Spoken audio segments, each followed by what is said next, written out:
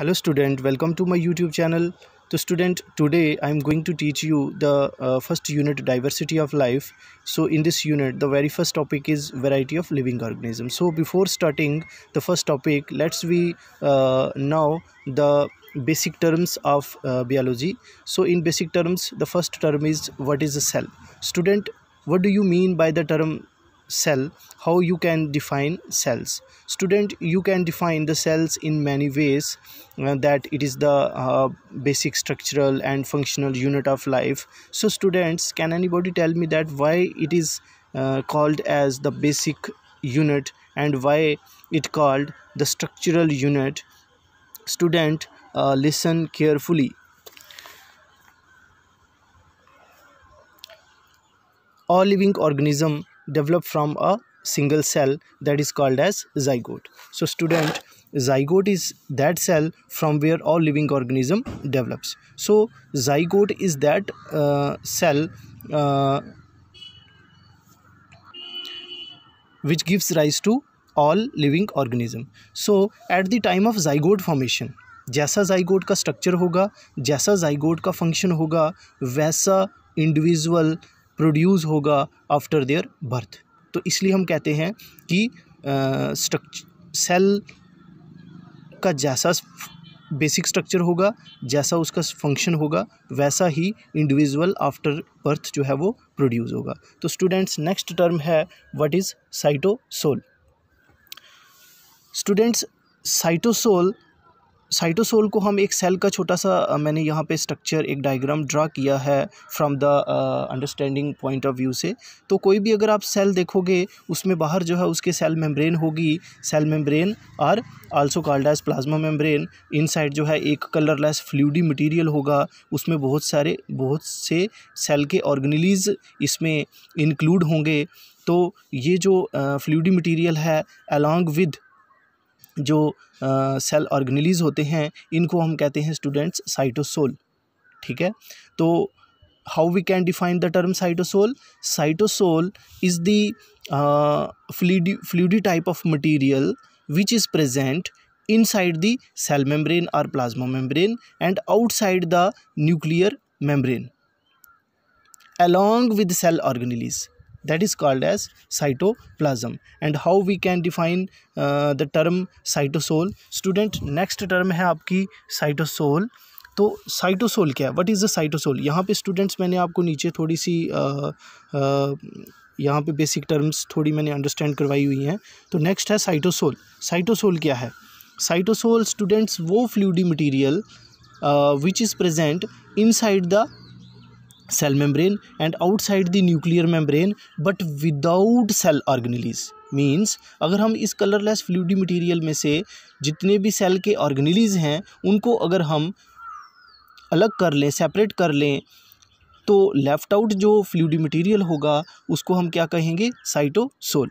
और नेक्स्ट है आपका नेक्स्ट टर्म स्टूडेंट्स आपकी है protoplasm. What is protoplasm? Students, protoplasm means students यहाँ पे आप देख पा रहे हो कि बाहर इसके सेल मेम्ब्रेन है और प्लाज्मा मेम्ब्रेन, इनसाइड जो है न्यूक्लियर मेम्ब्रेन है और inside the nuclear membrane nucleus है, genetic material.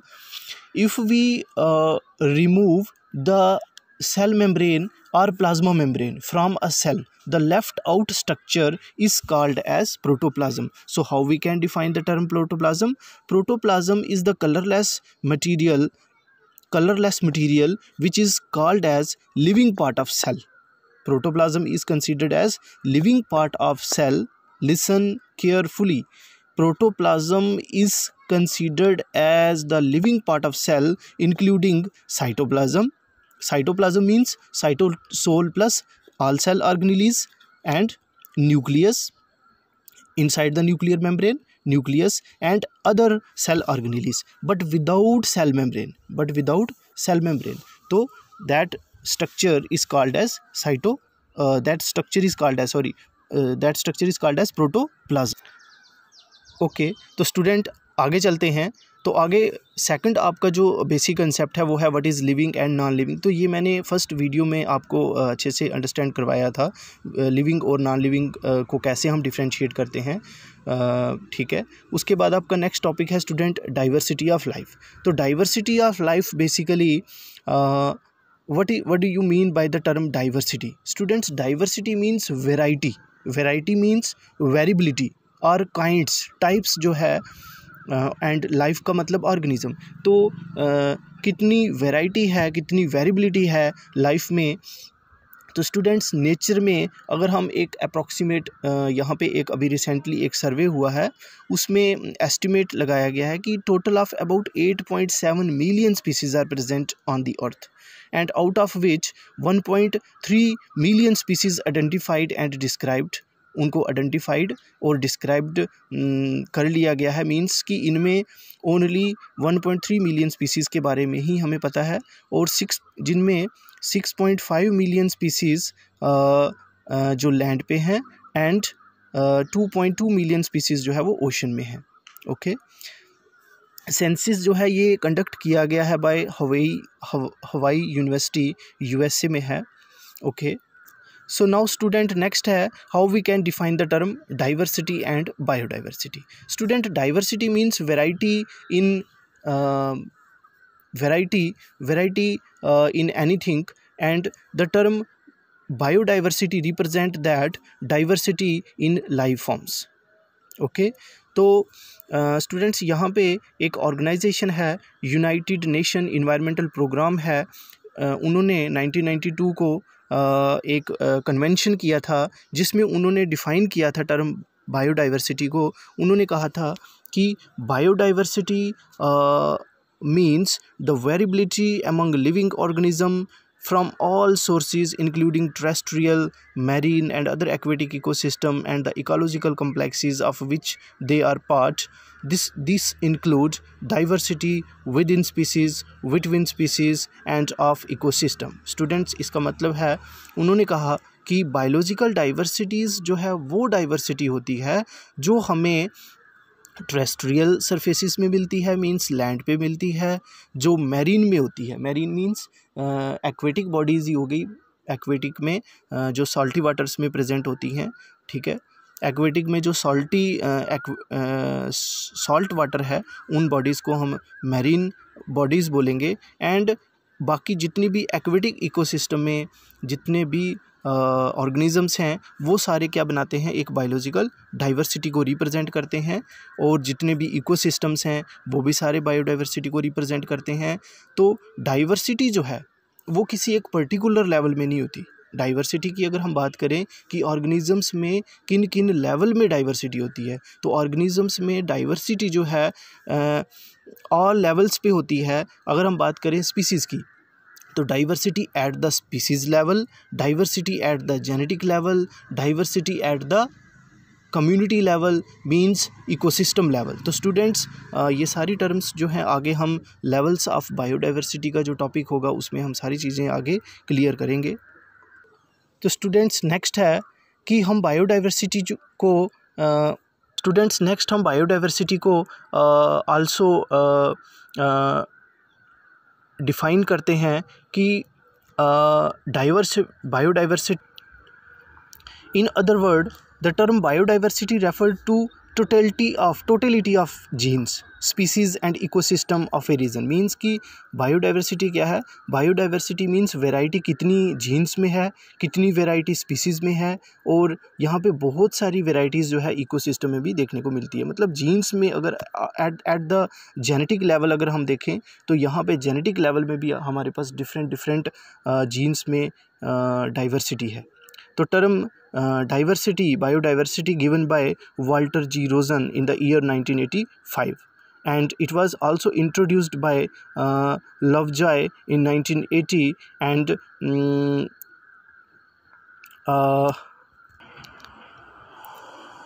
and he used the term biodiversity to express the number of species in the community. Student, diversity कि यहाँ पे कुछ एग्जांपल्स हैं। जैसे आप प्लांट लाइफ में डाइवर्सिटी की अगर बात करें तो प्लांट लाइफ में डाइवर्सिटी कितनी, मतलब डाइवर्सिटी है यहाँ पे, कितनी वैरायटीज़ है। आप अपने सराउंडिंग्स में देखते हो कि एक टाइनी ग्रास भी है, और एक टाइनी ग्रास से लेके एक large huge tree that is बनियान तक डाइवर्सिटी है। और एनिमल लाइफ में आप देखते हो एक स्मॉल लेवल पे tiny insect and large mammals elephant. तो कितनी डाइवर्सिटी है from tiny insect to large member. And also diversity seen in case of microbes. Microbes में जैसे आप बैक्टीरियाज में कितनी डाइवर्सिटी देखते हो, वायरसेस हो गए, वायराइड्स हो गए। ओके, तो स्टूडेंट्स यहाँ पे एक नोट है, और ये बहुत इम्पॉर्टेंट आपके लिए एक नोट है कि whole biodiversity is the product of organic evolution. जितनी भी डाइवर्सिटी है ये ऑर्गेनिक इवोल्यूशन की वजह से हुई है। Means organic evolution has major role for the production of large number of diversity. So how we can define organic evolution? Student, organic evolution एक प्रोसेस होती है जिसमें एंशिएंट टाइम्स में, अर्ली टाइम्स में क्या हुआ था कि एक ऑर्गेनिक इवोल्यूशन हुआ था। मींस एक प्रोसेस हुई थी जिसमें जो उस टाइम पे ऑर्गेनिजम्स थे उनमें जो जेनेटिक कंपोजिशन थी, उन जेनेटिक कंपोजिशन में एक चेंज आई थी due to the environmental changes. Student, इसका मतलब ये हुआ कि अर्ली टाइम्स में जो कुछ ऑर्गेनिज़म वहाँ पे प्रेजेंट हुए होंगे उनमें अचानक से मतलब वहाँ पे इन्वायरमेंटल चेंजेस हुआ होगा। तो उस इन्वायरमेंटल चेंजेस से, सडन प्रेशर से, मतलब नेचुरल सिलेक्शन से उनके जो जेनेटिक हुए होंगे, जो जेनेटिक मटेरियल हुआ होगा उसमें थोड़ा सा चेंज आया होगा। तो उस चेंजेस की वजह से वहाँ पे उन ऑर्गेनिजम्स में डिफरेंट टाइप की लिनिएजेस बन गई, उनमें डिफरेंट ब्रांचेस बन गई, मतलब उनमें डिफरेंट वैरायटीज़ बन गई। तो मतलब ये इसके लिए बेसिकली जो मेन रोल है वो किसका है? वो बेसिकली जो जेनेटिक कंपोजिशन होती है, जो जेनेटिक मटेरियल होता है ऑर्गेनिजम्स का, बेसिकली उसमें चेंजेस की वजह से, उनका जो जेनेटिक मेकअप था उनमें अल्ट्रेशंस की वजह से जो है वो कुछ न्यू ऑर्गेनिजम्स जो है, न्यू स्पीसीज़ जो है वो वहाँ पे डेवलप हो गई होंगी। इस ऑर्गेनिक इवोल्यूशन को मिलर एंड यूरे एक एक्सपेरिमेंट है, वहाँ पे आर्टिफिशियली जो है इसको प्रूफ किया गया था। तो ये आगे अगर आएगा तो हम डिटेल में इसको डिस्कस करेंगे। तो जेनेटिक कंपोजिशन में जैसे मैंने आपको बताया कि जेनेटिक कंपोजिशन में अल्ट्रेशंस होती हैं। तो बेसिकली जेनेटिक कंपोजिशंस में ये आगे हम डिस्कस करेंगे। जेनेटिक कंपोजिशंस में अगर हम बात करें तो प्यूरिन और पायरिमिडीन्स होती हैं। प्यूरिन में आपके पास एडेनिन और गुआनिन होता है, और पायरिमिडीन्स में थायमिन, साइटोसिन और यूरासिल होते हैं। बेसिकली ये होते क्या हैं? बेसिकली स्टूडेंट्स ये नाइट्रोजनस बेसिस होते हैं। ये आगे हम डिस्कस करेंगे डिटेल में, आपको मैं ये एक अलग से टॉपिक भी बताऊंगा, जेनेटिक मटेरियल। ठीक है, कंपोजिशन ऑफ जेनेटिक मटेरियल क्या है, ये बिल्कुल हम क्लियरली इसको आगे अंडरस्टैंड करेंगे। तो नेक्स्ट आगे स्टूडेंट एक और नोट है, मैक्सिमम डाइवर्सिटी एनरिचमेंट। स्टूडेंट्स ये बहुत इंपॉर्टेंट कंसेप्ट है।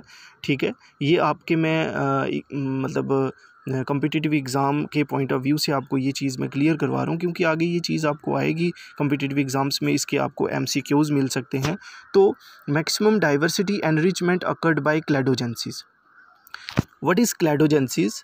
Students, cladogenesis is the process in which evolutionary splitting of a parent species into its distinct species forming a clade. Students, आप अदर वर्ड्स में कह सकते हो कि एक क्लासिफिकेशन ट्री होता है। एक क्लासिफिकेशन ट्री, एक क्लैडोजेनेसिस में हम एक क्लासिफिकेशन ट्री बनाते हैं, मतलब ऑर्गेनिजम्स को क्लासीफाई करने के लिए एक ट्री बनाते हैं, जिस ट्री में इवोल्यूशनरी रिलेशनशिप के बेस पे हम वहाँ पे ऑर्गेनिजम्स को डिफरेंट लिनिएजेस में डिवाइड करते हैं। तो यहाँ पे डायग्रामेटिकली मैंने आपको चीज़ समझाई हुई है। तो स्टूडेंट्स यहाँ पे ये बेसिकली ये जो बना हुआ है, बेसिकली ये एक क्लैडोग्राम है, एक इवोल्यूशनरी ट्री है। तो the term cladogram student cladogram का एक ग्रीक वर्ड है, क्लैडोस का मतलब ब्रांच और ग्रामा का मतलब होता है करैक्टर। तो क्लैडोग्राम और इसकी स्टडी को हम क्लैडेस्टिक बोलते हैं, ठीक है। तो स्टूडेंट्स ये आपको एंट्रेंस में सीधा सीधा डायरेक्ट क्वेश्चन इसका आ सकता है, तो ये आपको याद रखना है। तो यहाँ पे मैंने एक क्लैडोग्राम ट्री बनाया है, तो यहाँ पे आपको ये जो एक लेंथ मिल रही है जो ब्रांच की, और इसमें कुछ डॉटेड पोर्शन मैंने बनाए हुए हैं जिनको मैंने रिप्रेजेंट किया है। यहाँ पे स्टूडेंट्स इसमें कुछ नोड होते हैं, ये जो पोर्शन है जहाँ पे एक क्लेड बन रहा है इसको नोड बोलते हैं, और 2 नोड्स के बीच वाला जो पोर्शन होता है इसको हम इंटरनोड कहते हैं। तो स्टूडेंट्स यहाँ इस क्लैडोग्राम में आप देख रहे हो कि सबसे पहले जो यहाँ पे पेरेंट जो एक नोड है, ये यहाँ से गोरिल्ला जो है वो यहाँ से जो गोरिल्ला की स्पीसीज़ जो है वो प्रोड्यूस हो रही है, मतलब यहाँ पे गोरिल्ला का ओरिजिन हुआ। और नेक्स्ट आगे सेकंड जो यहाँ पे आपको नोड दिख रहा है, यहाँ से 2 लिनिएजेस आगे आपको दिख रही हैं, यहाँ से 2 क्लेड आपको दिखाई दे रही हैं आगे। फर्स्ट है चिंपांजी और सेकंड है होमो सैपियंस। तो स्टूडेंट यहाँ पे जो नोड है, नोड रिप्रेजेंट करता है कॉमन एंसेस्टर, और जो इंटर नोड है, नोड दोनों नोड के बीच में जो इंटर नोड है, इंटर नोड में जो लेंथ है वो रिप्रेजेंट करती है कि इसमें कितनी देर का इवोल्यूशन हुआ, कितने टाइम इसमें इवोल्यूशन रहा। तो स्टूडेंट यहाँ से आप ये चीज़ क्लियर करोगे कि ये जो कॉमन एंसेस्टर है, फर्स्ट जो पेरेंट है, फर्स्ट जो एंसेस्टर है, ये एंसेस्टर जो है ये यहाँ से जो गोरिल्ला है वो डेवलप हो रहे हैं, ठीक है। और सेकंड जो एंसेस्टर है यहाँ से चिंपैंजी एंड होमो सैपियंस। तो स्टूडेंट्स यहाँ से हमें क्या कंक्लूज़न मिलता है, यहाँ से स्टूडेंट्स हमें ये कंक्लूज़न मिलता है कि यहाँ पे मैंने यहाँ पे शो भी किया हुआ है कि जो बॉटम स्पीसीज़ हैं, जो बॉटम एंसेस्टर हैं, ये एंसेस्टर हैं स्टूडेंट्स। यहाँ पे ये वाले एंसेस्टर हैं गोरिल्ला के लिए, और ये वाले जो नोड 2 जो एंसेस्टर है ये चिंपैंजी और होमो सैपियन के लिए है। तो स्टूडेंट्स यहाँ पे मैंने रिप्रेजेंट किया हुआ है कि जो बॉटम है, जो बॉटम में मतलब जो दूर के एंसेस्टर होंगे, उनमें जो दूर का एंसेस्टर होगा, लेट्स सपोज यहाँ पे हम बात करते हैं गोरिल्ला और होमो सैपियंस की, तो गोरिल्ला जो है ये बॉटम स्पीसीज़ है और होमो सैपियंस जो है ये टॉप स्पीसीज़ है। तो बॉटम स्पीसीज़ जो है इसमें फ्यूएस्ट शेयर्ड करैक्टर होते हैं, ठीक है, और टॉप जो यहाँ पे स्पीसीज़ हैं इनमें मोस्ट शेयर्ड करैक्टर होते हैं। तो यहाँ पे अगर हम बात करें कि which is the common ancestor for chimpanzee and homo sapien, तो यहाँ पे जो सेकंड है ये एंसेस्टर जो है ये कॉमन एंसेस्टर है for chimpanzee and homo sapien. It means कि होमो सैपियंस जो है वो कुछ करैक्टर जो है वो शेयर करता है चिंपैंजी से, ठीक है। चिंपैंजी से उसके करैक्टर जो है वो ज़्यादा मैच होते हैं इन कंपैरिजन विद गोरिल्ला। तो गोरिल्ला जो है वो चिंपैंजी के साथ करैक्टर कुछ शेयर करता है और होमो सैपियन के उसके साथ कुछ कम करैक्टर शेयर्ड हैं, ठीक है।